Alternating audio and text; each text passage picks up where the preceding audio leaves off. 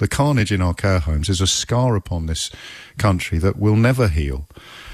And not just, of course, our care homes. You heard earlier from John in Edgware, who lost his daughter Susie early on in the crisis and feels and felt and still feels completely abandoned.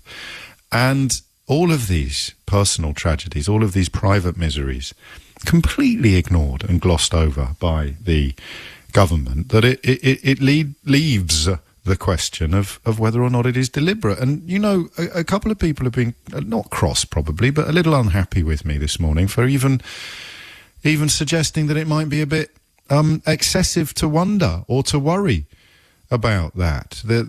To suggest, as I did earlier, that possibly I sound a little bit tinfoil hatty.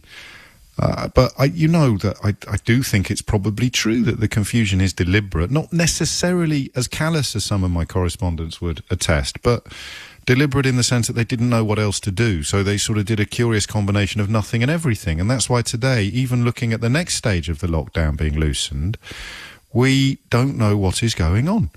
And yes, all right, I'm throwing away the tinfoil hat. I think that is the plan. I'm really sorry. But the fact that none of us know what is going on, what we're supposed to do, what the international lessons we could learn might be, that is the plan. And it leads inevitably. I've got no quibble with what Sarah in Cheltenham said a moment ago. It's been rendered inevitable by months of incompetence and deceit and dishonesty and dissembling and disingenuousness and sundry other words beginning with D, hasn't it? It's been rendered inevitable, this next chapter, by the mess of the last three chapters. You get now to a complete, I mean, almost incomparable crisis in this country, caused in large part by government incompetence and government deception. And Dominic Cummings, it's another word that begins with D. And the next chapter is defined by the last three chapters. And the next chapter has to involve some attempt to get the tills ringing again, because the cost of not doing that, well, it's huge.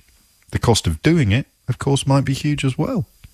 But it becomes a question, and this is bleak stuff. I never say my friends as a kind of as a sort of catchphrase for people listening to the programme. I always prefer to think of myself as addressing you directly, like there's one person listening. But sometimes I do feel this sense of community that seems lacking in so many other areas of our lives at the moment.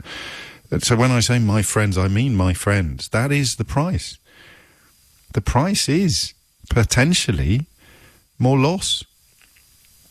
And at some point that price becomes not just, I would never say worth paying, but it becomes an inevitable price to pay for having a country to return to at the end of this crisis, this catastrophe, however it unfolds, having a country to return to that is fit for purpose, that is functioning.